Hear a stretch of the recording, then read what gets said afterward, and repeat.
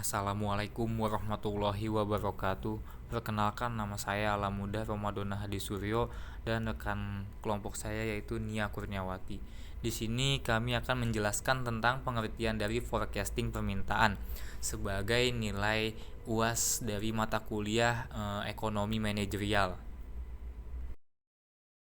Forecasting, peramalan atau forecasting, yaitu salah satu tahapan dalam memberikan alur untuk menerawang seberapa banyak keperluan di masa yang akan datang dalam beberapa kebutuhan, diantaranya kuantitas, jumlah, kualitas, waktu, dan lokasi. Dalam hal ini sangat dibutuhkan dalam memenuhi kebutuhan pokok barang atau jasa. Selanjutnya yaitu teknik peramalan. Memprediksikan suatu kebutuhan dari pasar yang telah dimasuki oleh perusahaan adalah merupakan kegiatan yang perlu dilakukan oleh setiap penguasa atau yang memiliki posisi vital dalam menduga-duga seberapa besar kesempatan yang akan terjadi di masa yang akan datang. Secara garis besar terdapat dua macam metode peramalan permintaan yang dilakukan, yaitu metode kualitatif dan kuantitatif. Faktor-faktor yang mempengaruhi peramalan. Di sini disebutkan beberapa faktor, yaitu A. Kondisi umum bisnis dan ekonomi. B. Reaksi dan tindakan pesaing. C. Tindakan pemerintah. D. Kecenderungan pasar. E. Siklus hidup produk. F. Gaya dan mode. G. Perubahan permintaan. H. Konsumen inovasi teknologi. Akurasi peramalan. Ukuran akurasi ramalan biasanya digunakan untuk menentukan derajat perbedaan antara hasil ramalan dan permintaan yang terjadi untuk melihat kesalahan ramalan. Ukuran berikut biasanya digunakan.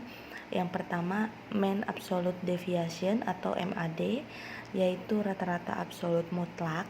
Yang kedua, mean square error atau MSE, yaitu rata-rata kuadrat kesalahan. Dan yang ketiga, mean forecast error atau MFE, yaitu rata-rata kesalahan peramalan. Dan yang keempat, mean absolute percentage error atau MAPE, yaitu rata-rata kesalahan mutlak. Peramalan dan kontrol. Langkah penting setelah peramalan adalah memeriksa perakiraan, sehingga mencerminkan data, historis, dan sistem penyebab yang mendasari permintaan. Ada banyak alat yang dapat digunakan untuk menguji perakiraan dan mengidentifikasi perubahan sistem yang berada di balik pola permintaan yang berubah. Bentuk paling sederhana adalah diagram kendali perakiraan, mirip dengan bagan kendali mutu. Diagram kendali ini dibuat dengan ketersediaan data yang minimal. Peta jangkauan navigasi. Peta jangkauan bergerak dirancang untuk membandingkan nilai permintaan yang sebenarnya dengan nilai perakiraan. Data permintaan aktual ditinjau dan dibandingkan dengan nilai perkiraan untuk periode yang sama. Kondisi pengujian di luar kendali. Ujian yang paling meyakinkan untuk kondisi di luar kendali adalah adanya titik di luar kendali. Selain itu, ada tes lain dengan tingkat probabilitas yang sama. Teknik yang digunakan dalam bagian ini dimaksudkan untuk digunakan dengan data sesedikit mungkin. Pengujian ini dilakukan dengan membagi diagram kendali menjadi 6 bagian dengan interval yang sama. Berikutnya yaitu contoh soal. PT ABC mempunyai data penjualan 7 tahun terakhir sebagai berikut.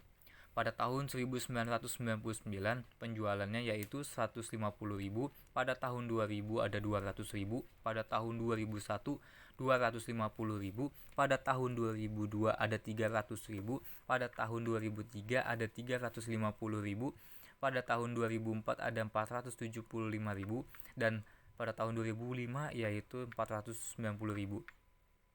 Dari data di atas, hitunglah ramalan penjualan pada tahun 2006. Jawabannya yaitu pada tahun 1999 Y-nya 150.000, X-nya min 3, X kuadratnya 9, XY-nya min 450.000. Selanjutnya pada tahun 2000 Y-nya 200.000, X-nya min 2, X kuadratnya ada 4, dan XY-nya sama dengan min 400.000.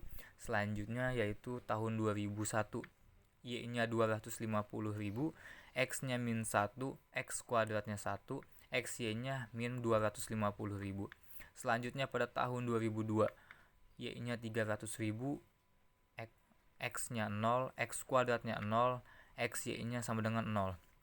Selanjutnya pada tahun 2003 Y-nya 450.000, X-nya 1, X kuadratnya 1, XY-nya 450.000. Pada tahun 2004 Y-nya 475.000, X-nya 2, X kuadratnya 4, dan XY-nya 950.000.